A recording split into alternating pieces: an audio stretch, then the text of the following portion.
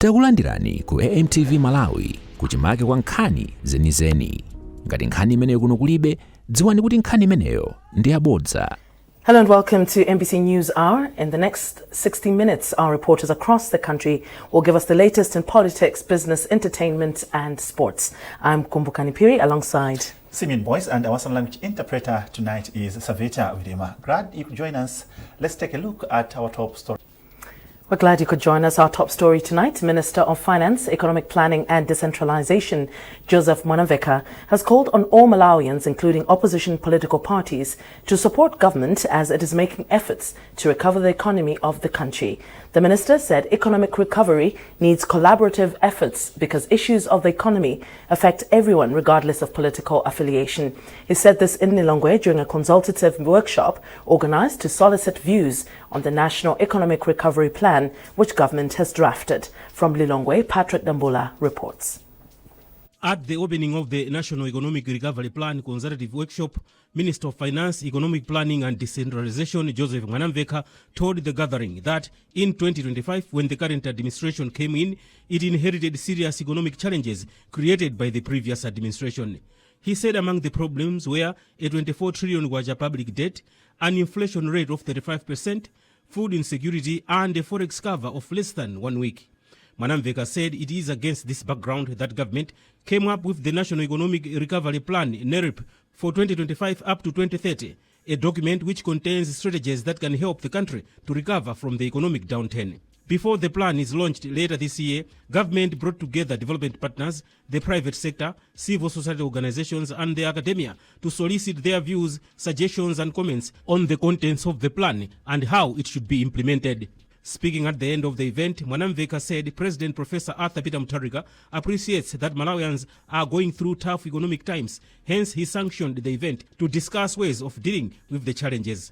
He made an assurance that the plan, when implemented, will help Malawi recover its economy within a short period of time. It's a known fact that we have a challenge in terms of public debt. We have a challenge in terms of revenue mobilization. We have a challenge in terms of foreign exchange. Actually, as I've said in the presentation or in my speech, the elephant in the room at the moment is foreign exchange. If we address foreign exchange, I guarantee you that everything will move smoothly. That's one of the issues that we want to address. We also want to address the issue of money supply, because as the governor said, it's the money supply that is chasing the foreign currency in the black market. We want to address money supply. We want to address in terms of inflation. We also want to address the cost of borrowing. Chief Executive Officer of the Malawi Confederation of Chambers of Commerce and Industry, Deze Gambalame, commended the NERP, saying it gives proper direction on the road to economic development and recovery. Well, for us, I think the good thing is having a plan and a focus on what are the key issues that we need to address to really resuscitate and revamp this economy. So the framework that the ministry has gives us confidence, especially in knowing that they understand the challenges that the economy is facing. I think where we came in to add more value was to look at what other things can we actually partner with them on, especially on resource mobilization. Because a plan like this cannot be achieved without actually looking at where is the resource base going to come from. For his part, Director General of the National Planning Commission, Frederick Changaya, said the NEP is part of the process of the implementation of Malawi 2063. It shows that I think the government is serious about putting the economy back on track. Because we must realize that when you are off trail, the first thing is to begin to accept what happened. So the NERP starts by understanding and knowing what really happened. If you look at the analysis that is in the NEP in terms of the background to NEP, it is telling us where we are debt to GDP, where we are inflation, where we are in terms of the economic growth. So all of that in terms of the external sector, where we are. So they've mapped that properly. When government is done with the soliciting of views on MERP, the final document is expected to be launched somewhere in July this year. Patrick Dambula, MBC News, Lilongwe. Now, Minister of Information and Communications Technology, Shadrack Namalomba, has commended the Lilongwe University of Agriculture and Natural Resources, Luana, for promoting the use of technology in agriculture. Namalomba made the remarks after touring Luana's call center, radio station, and drone center, which are used for various farm activities and innovative research. Charles Wahala with details. Namalomba described Luana's approach to technology and innovation as key to improving agricultural production.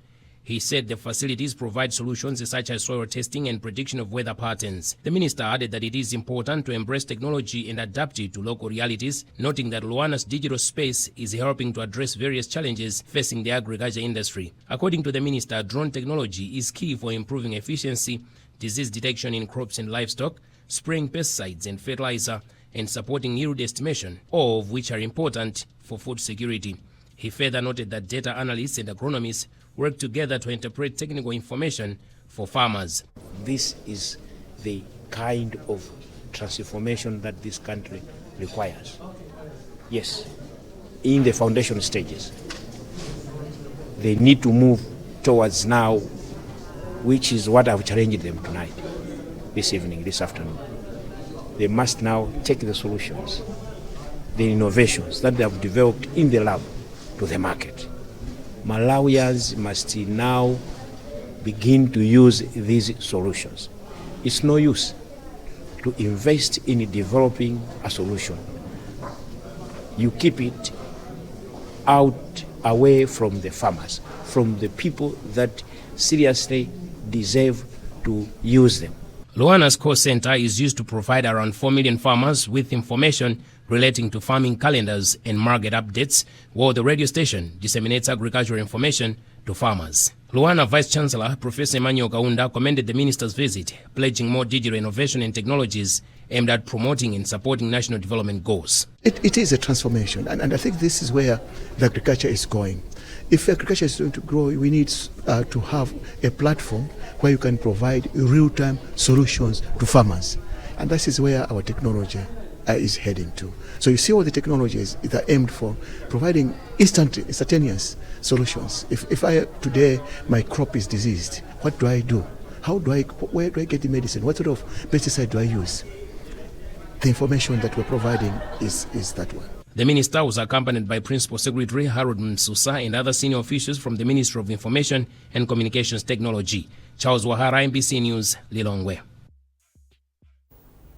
The Public Accounts Committee has recommended that the Malawi Housing Corporation improve its commercial drive, citing low revenue collection against high expenses as a key concern. Speaking in Lilongwe when the corporation appeared before the Public Accounts Committee, chairperson of the committee, Stephen Malondera, said MHC appears not vigilant enough on the ground despite offering several services that many Malawians are not aware of. Malondera spoke to Margaret Mapando.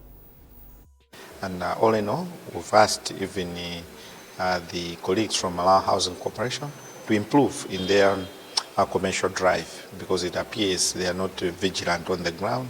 They have talked of so many services that they can offer, but it's unfortunate that Malawians are not aware of such kind of services. So we've asked them that now that they graduated from just provision of housing units to being more commercial, I've asked them to go back, reinforce their commercial department, and make sure that they're breaking even and they move on.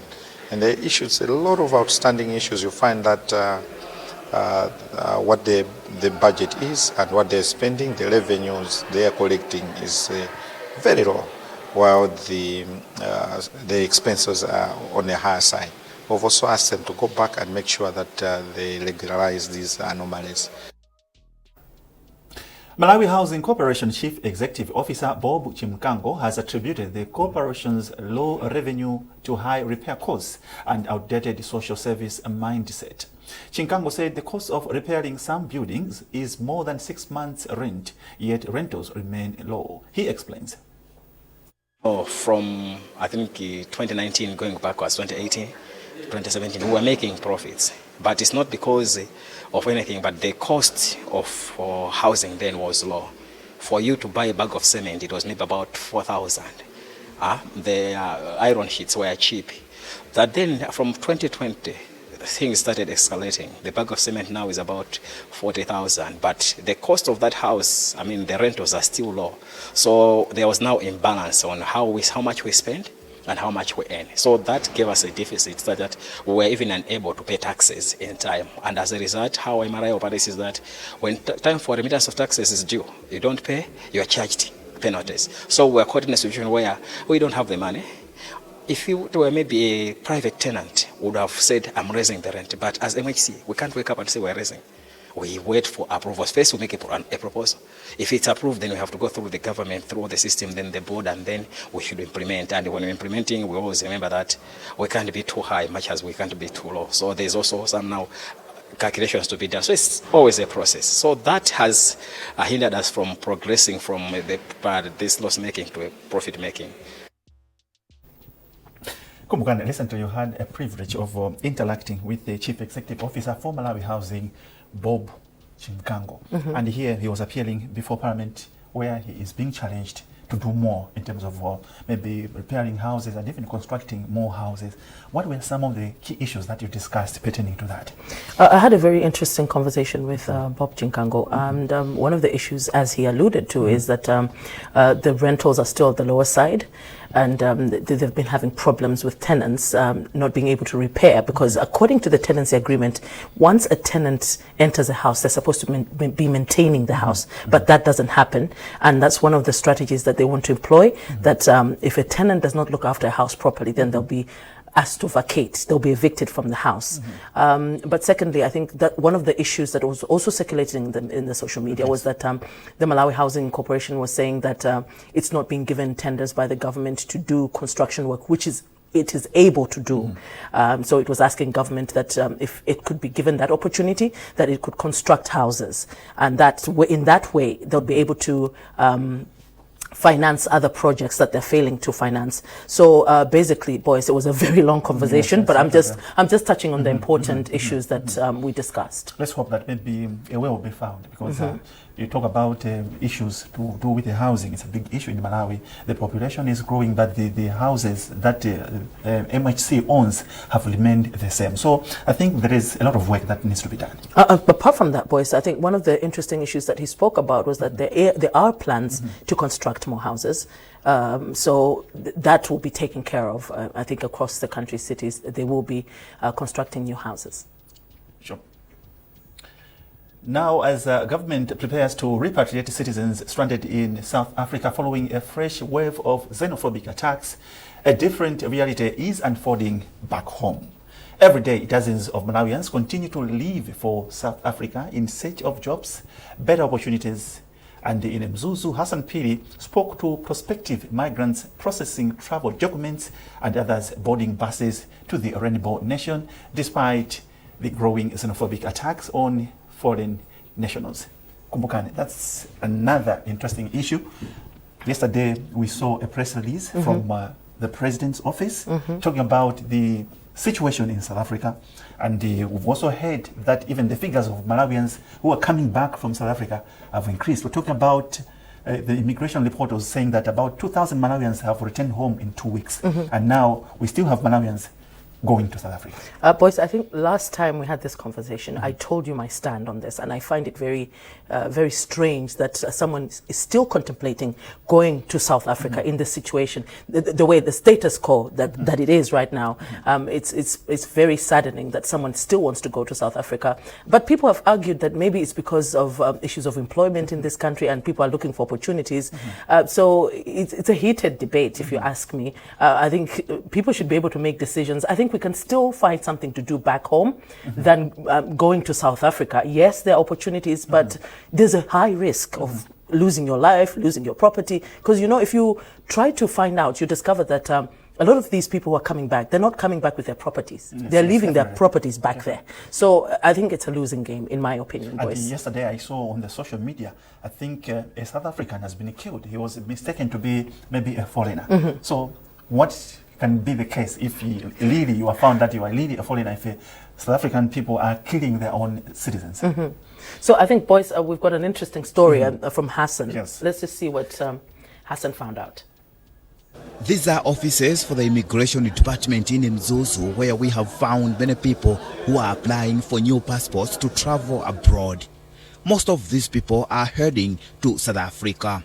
One of the people I met here is Peter Chirwa, who said as soon as his passport is ready, possibly by next week, he will be leaving for South Africa. I'm not afraid of what is happening in South Africa. What is needed is to have valid documents, but the majority are working without valid documents. Where I'm going, there are no violence, because I work at the farms as a driver. Peter's story is similar to those of others, including this woman from Mzimba, Lindsay Makala, who says she has no choice but to go to South Africa. My aim is to go to South Africa. I was there before and I want to go back.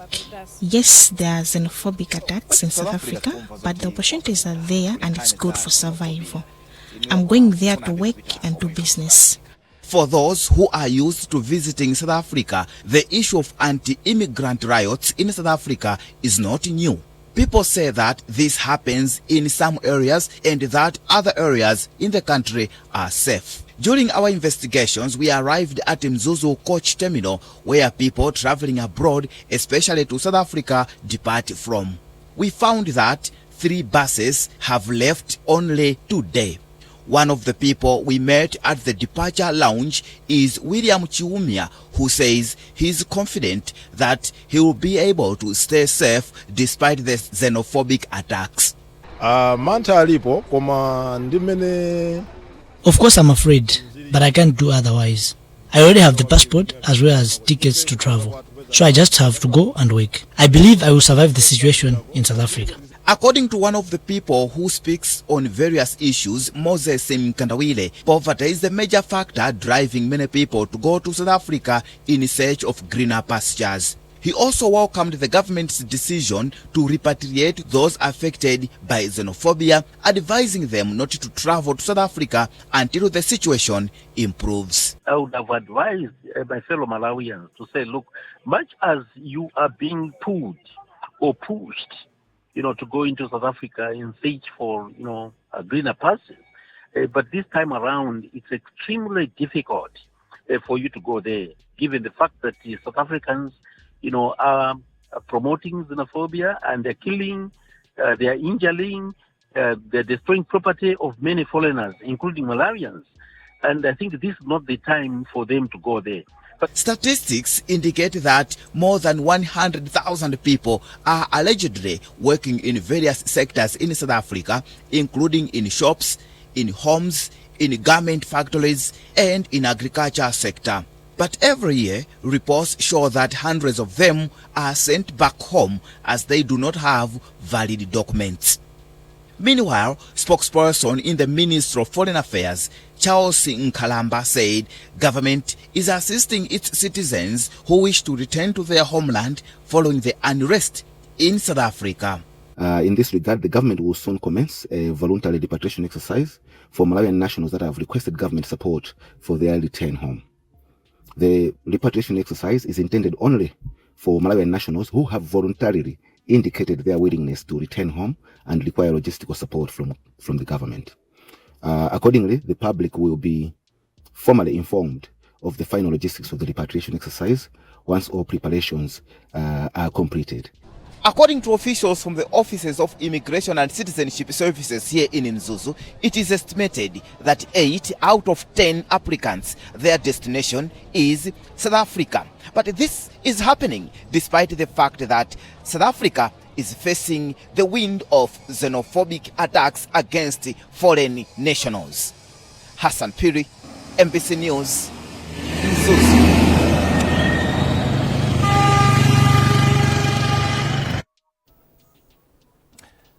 Ubuntu, also known as Ubuntu in many southern African countries, is a philosophy that promotes interlinkage, empathy, and unity among people.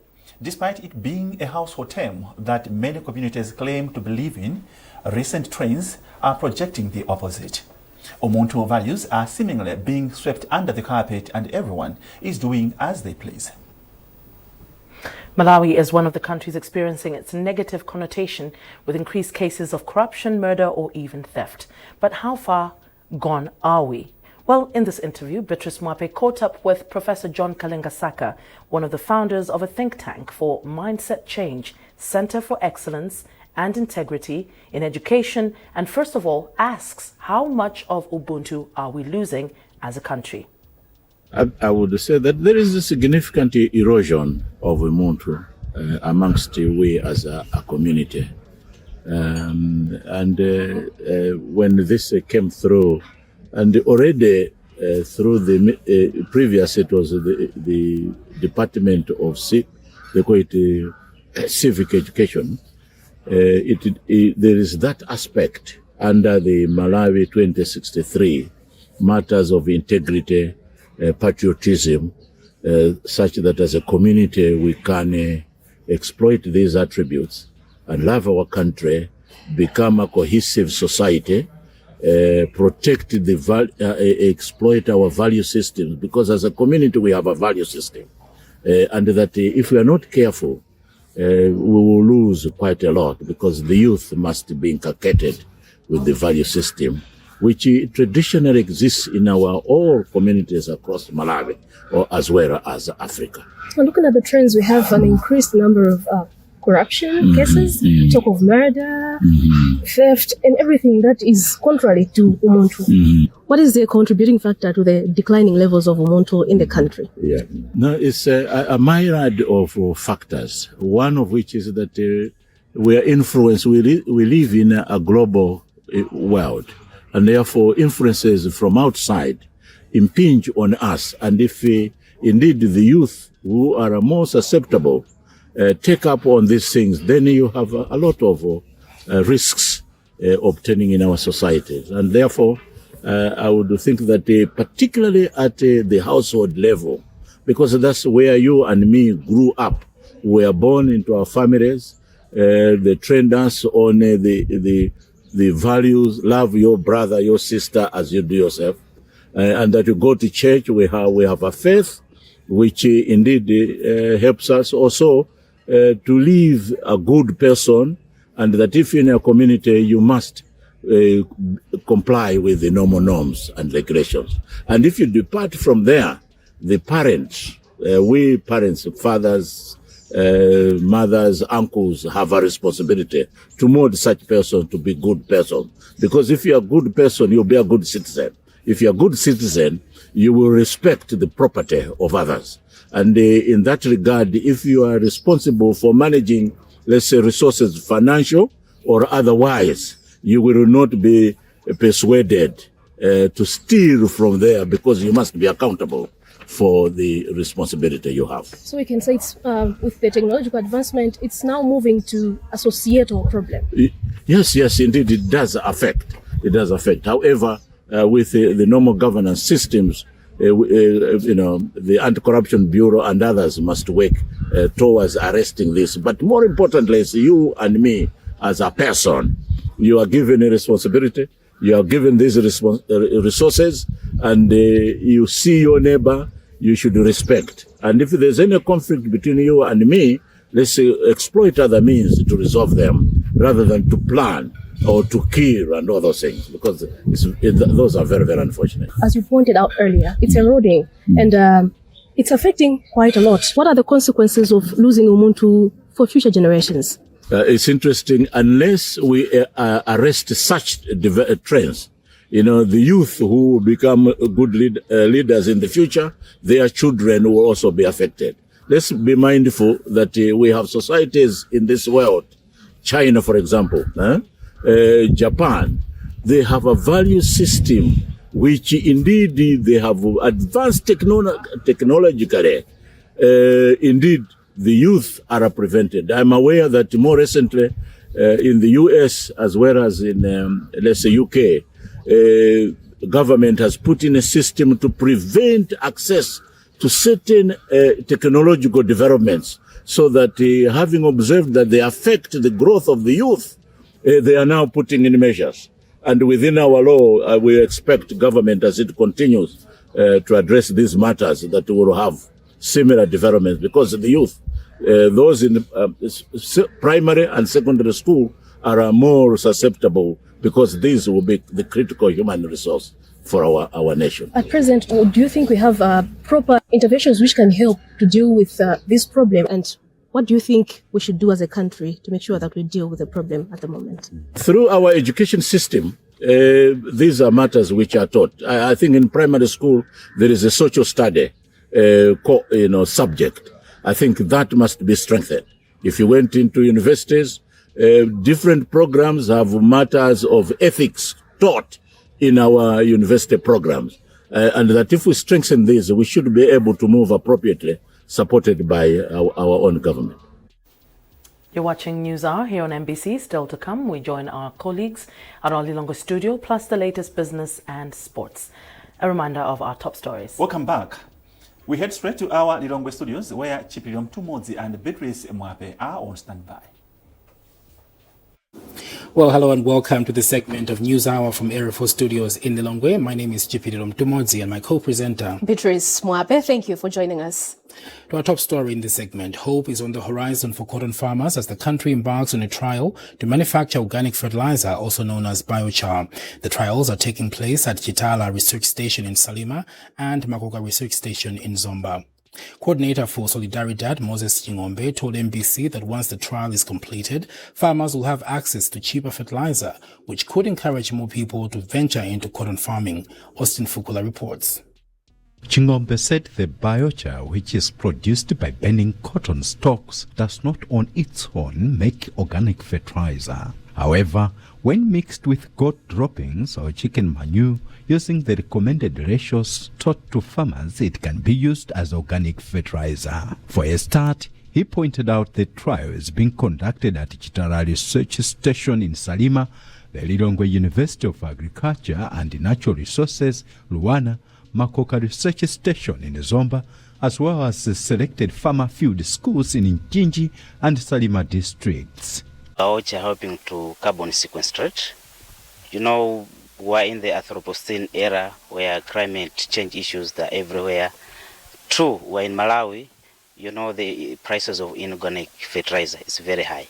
You know, farmers have got a perception that we cannot apply fertilizer into cotton. So we're saying, okay, the inorganic fertilizer is a bit high. What do we do? Let's leverage on the stocks that are there to make this organic manure and then put it back to the cotton again.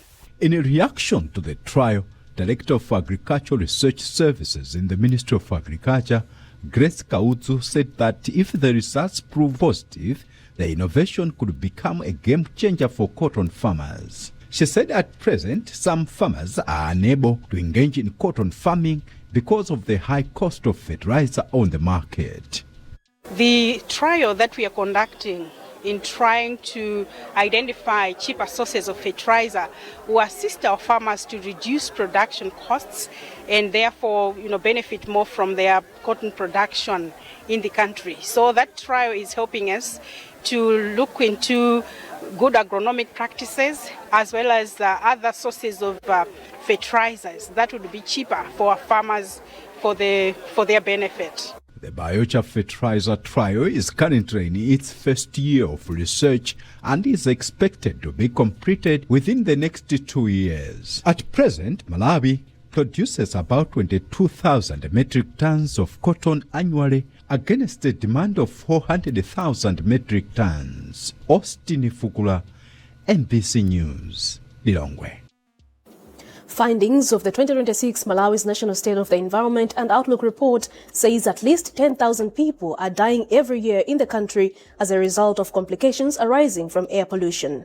Public health reports indicate that household air pollution is responsible for more deaths locally than HIV/AIDS, malaria or tuberculosis. From Lilongwe, Patrick Dambula takes a look at the issue. In Malawi, household air pollution is a leading public health crisis, with public health reports indicating that nearly 1 in 10 deaths in the country can be attributed to smoke cooking fumes. This makes household air pollution responsible for more deaths locally than HIV/AIDS, malaria or tuberculosis. Director General of the Malawi Environmental Protection Authority, Wilfred Kadewa, said air pollution is one of the major threats to human health. He said there are many things contributing to the problem, starting with simple things like slash and burn in agriculture. Every time we have harvested, the next most obvious thing that people do is to burn the harvest remains. That is releasing pollutants into the atmosphere. When we are also starting new farmlands or even building new houses, expanding our residential areas, there's a lot of bad energy that is being used that is emitting pollutants into the atmosphere. The industry as well, starting with vehicles, industrial processes, they are emitting pollutants into the atmosphere. And sometimes even just removing vegetation and having bare land, you have particulate matter that's flown into the atmosphere. We breathe these things. A senior medical officer at Kamuzu Central Hospital, KCH, Dr. Peter Jere, says many people think that air pollution only comes from vehicles or factories. He says there is more to it because many people inhale polluted air from homes as a result of smoke from kitchens and use of insecticides, among others. KCH, for example, sees over 20 patients in a month with problems directly related to air pollution. Dr. Jerry Feather says air pollution causes serious health problems apart from chronic obstructive lung diseases. There are also other systems that can directly be affected by the air pollution. We can consider the nervous system, the brain itself can also be affected by the air pollution, and even the heart can also be affected with the air pollution, as these particles that are lingering in the air can directly interact with these organs at the cellular level and also at the intracellular level. Scientific evidence shows that almost every organ in the body can be impacted by air pollution. Due to their small size, some air pollutants are able to penetrate into the bloodstream via the lungs and circulate throughout the entire body, leading to systematic inflammation. In expectant women, breathing polluted air is linked to fetal growth restriction, low birth weight, and preterm births.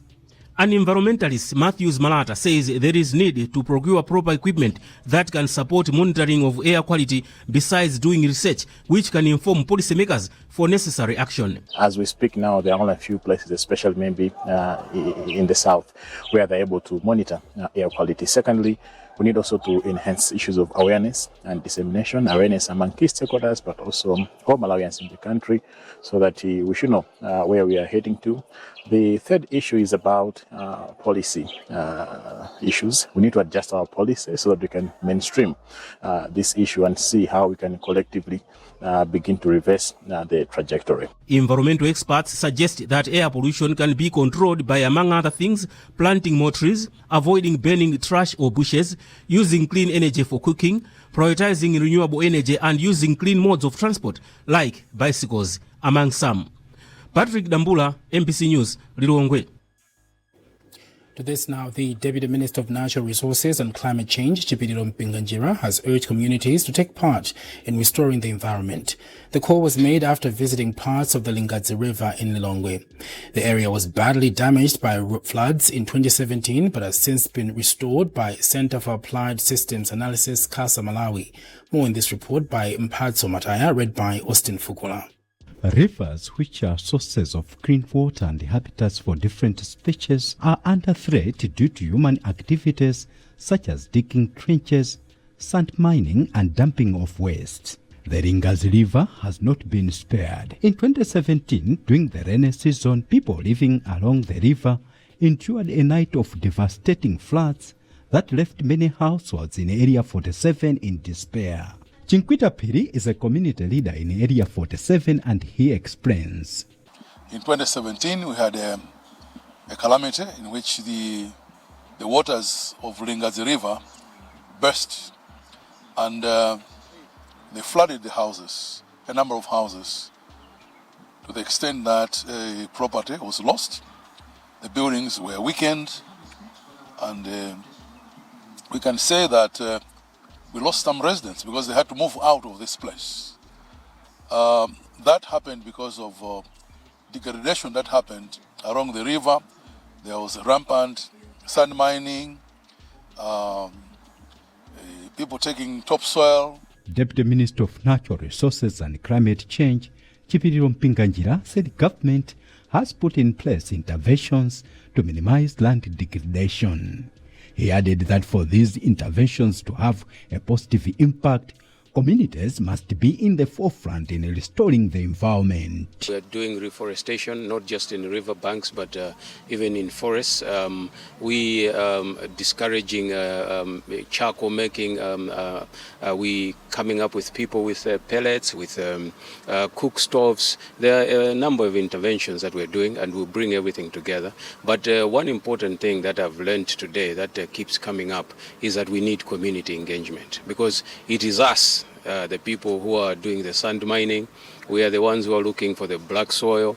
We are the ones who are degrading the rivers. So community engagement is important. Meanwhile, the Chief Executive Officer for Center for Applied Systems Analysis, CASA, Steve Makungwa, says the restoration work along the river has given communities hope. He therefore pledged that CASA will continue working with stakeholders and will extend the project to other areas. The progress has been very satisfactory to us because the time that we started this work, the whole river line was completely degraded, and it was an area that harbored people that really caused havoc to the communities around Area 47. Some of them, they are thieves, thugs, they're all living in that area. And students cannot even walk, people with their phones in their hands. But those are the things that were experienced by the communities right here. As of June 2026, CASA Malawi has planted over 5,000 trees along the banks of Ringazi River. The project is expected to expand to other districts where rivers have been degraded. The Minister of Tourism says the planned upgrades to the country's airports are set to boost tourist numbers as Malawi continues to open up to the world. The country is currently upgrading its main airports, namely Kamuzu International Airport, Bagiri Muluzi International Airport and Mzuzu Airport, to improve their standards and accommodate larger craft. Minister of Tourism Public Relations Officer Joseph Nkosi says the airport upgrades, coupled with road maintenance projects across the country, will help boost Malawi's tourism sector. Details in this report. According to Airport Development Limited, government plans to upgrade and expand Kamuzu International Airport to meet international standards, complete Chileka Airport passenger terminal, as well as carry out maintenance works at aerodromes in Mangochi, Bangula and other areas. Public Relations Officer for the Ministry of Tourism, Joseph Nkosi, said these projects will help unlock the country's airspace, attract more air traffic and increase the number of tourists visiting Malawi. Negotiations are still going on for other airlines to also be flying to Malawi, and we are working together with our relevant ministries to ensure that we increase the traffic to Malawi. And the Ministry of Transport have put in place a number of plans to improve the road networks, and this also includes the roads that lead to tourist attractions, like the one that is heading Mangochi. Since the COVID-19 outbreak, which brought global travel to a near standstill, government has implemented a number of initiatives, including programs aimed at promoting domestic tourism. Trust Office, MBC News, Lilongwe. And that's all we had in this segment of News Hour, which was coming your way from Area 4 Studios in Lilongwe. You're with me, Beatrice Mwape, and we are handing you back to Kwacha Studios in Blank. Thank you so much, Lilongwe. Business deals worth over 2.4 billion kwacha signed at the just-ended International Trade Fair. For this and other business stories, here is Eileen Chimoyo with the business segment. Thank you very much, and we start with the news that business deals worth over 2.4 billion kwacha have been signed at the just-ended Malawi International Trade Fair. The Malawi Confederation of Chambers of Commerce and Industry, MCCCI, Director of Membership Development, Wezi Mngoni, has told NBC while describing the trade fair as a success. This year's fair, which was the 36th edition, was held under the theme Promoting Economic Stability Through Enhanced Production and Industrialization. This year's fair was a success. We were focusing on increasing industrialization and production in order to stabilize the economy. We had different participants, exhibitors in particular, that were 248, which was an increase from the 225 that we had last year.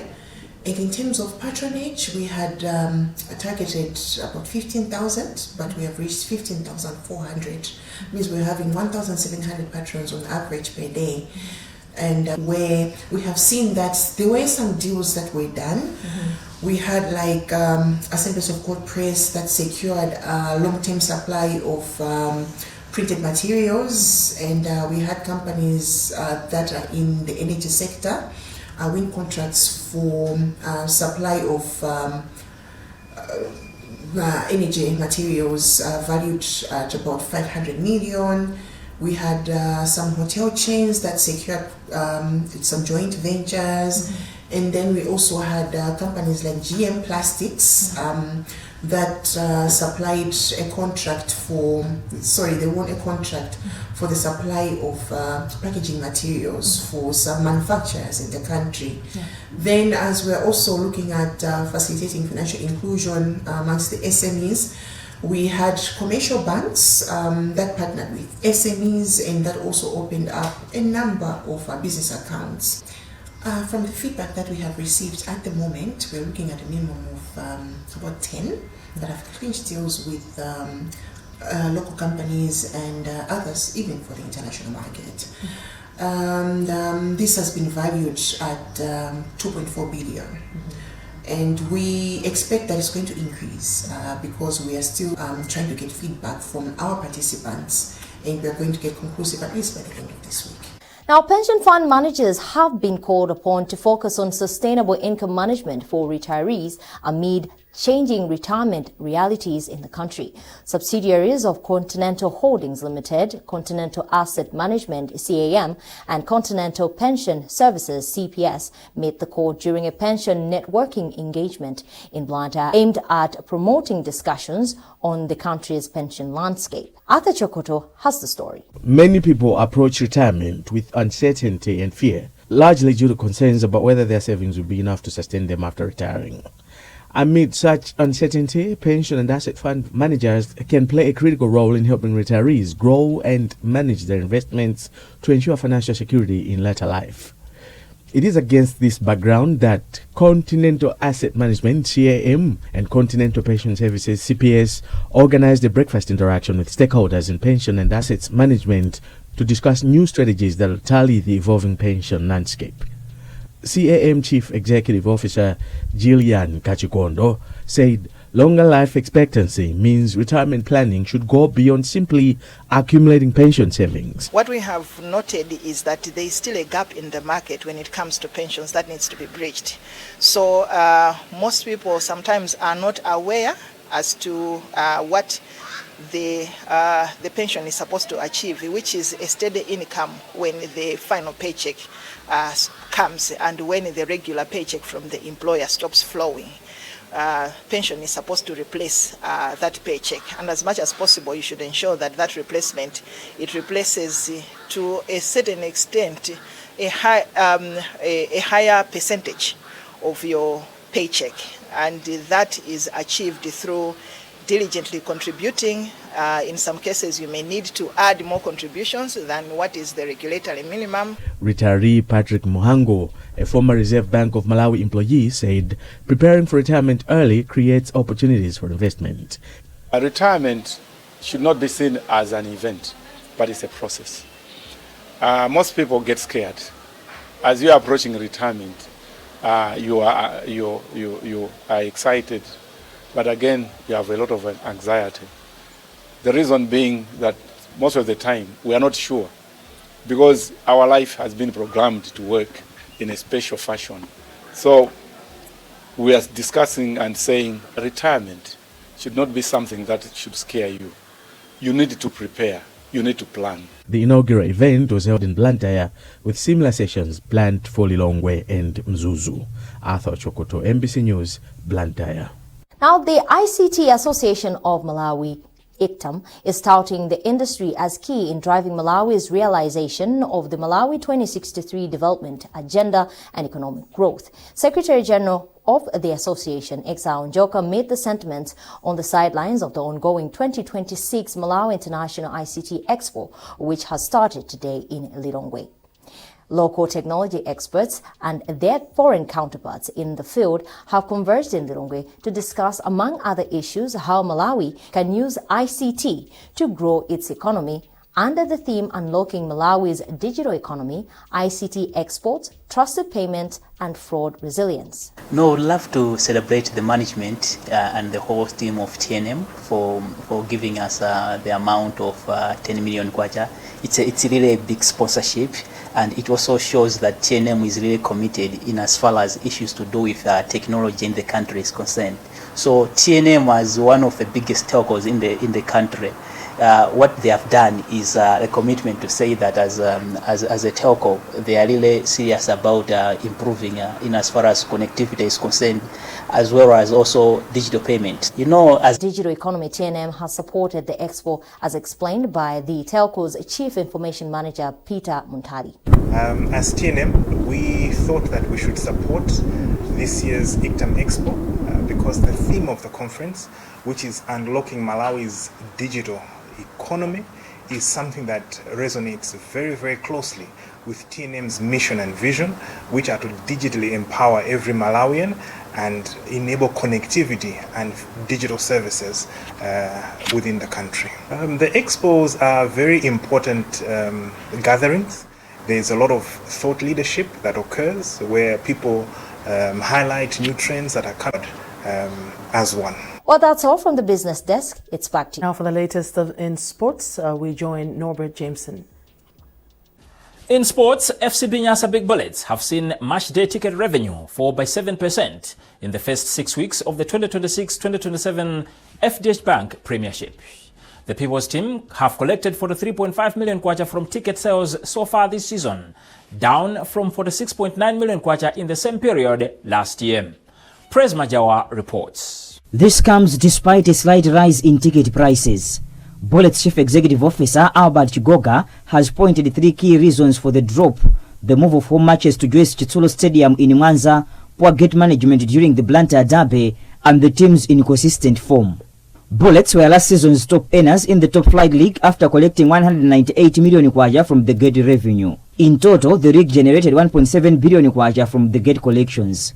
The amount represented a significant increase from the 95.5 million kwacha the club earned in 2024 and 82.2 million kwacha in 2023. This is attributed to a number of factors. You know, our fans in Blantyre are not able to watch games.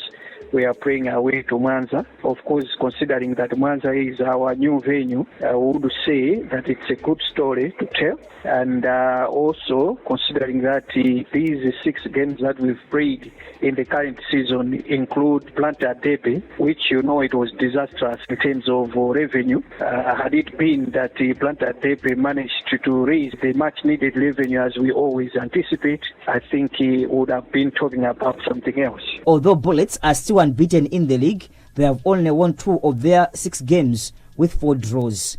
That means they have dropped 8 points and now on position 6 on the table, 3 points behind joint leaders Mighty Wanderers, Silver Strikers and Blue Eagles, who are separated on goal difference. Praise Majawa, MBC Sport Blantyre.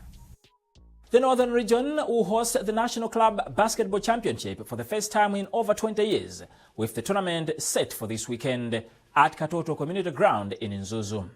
The competition will feature regional champions in both men's and women's categories. Speaking to MBC, Basketball Association of Malawi General Secretary Peter Gomani said that despite financial challenges, they are ready to host the event. Our preparations are very good. At the moment, we're just looking forward to the day of the tournament. Despite that, we're meeting challenges in terms of finances. We are really limited in our finances. We anticipated a number of individuals and organizations to join us, to partner with us, but to date, I think we don't have many. So some of our budget lines are not supported. However, this is not something that will stop us. We will use the resources that we have to make sure that the event goes as planned. The teams as well, in the regions, in the zones, they have shown that they are really getting prepared. Their preparations are going on well. The team in Nzuzu on the ground, it's making sure that we're working together with the Northern Zone Basketball Committee to make sure that the place where we're having the games at Katoto is getting ready. As you noticed over the past weekend, we the lights that have been installed. That's it. That's another landmark achievement for the Northern Zone Basketball Committee. By installing the lights, it will help us to make sure that the games go as far as at night, because we were limited. If you look at our fixture, it was ending somewhere around 3 o'clock. But with the coming of the lights, we will have our games at night. So despite that we have challenges, our games will go as planned. And we are looking forward to a great tournament in Mzuzu. As you know that Mzuzu hasn't hosted the Nationals for quite some time, over 20 years. And cons, bits, we are also looking at even the sports segment. Still in sports, the Malawi national women's football team, the Scorchers, this afternoon lost to Tanzania by a 0-0 in an international friendly match played at Dar es Salaam. The lone goal of the match was scored in the second half. This was the first of the two friendly matches between the two teams, as they are expected to meet again on Saturday. The two teams are using the friendlies as part of their preparations for the Women's Africa Cup of Nations, which will be next month in Morocco. In today's match, Malawi coach Lavmo Fazili featured a number of his foreign-based stars, including captain Tabitha Chawinga, Faith Chimzimu and Sabina Tom. The Scorchers are ranked 153 in the world, while the Twiga Stars are on position 121. Well, that item also concludes this edition of News Hour. Osaiwala kupanga subscribe ku channel ya AMTV Malawi.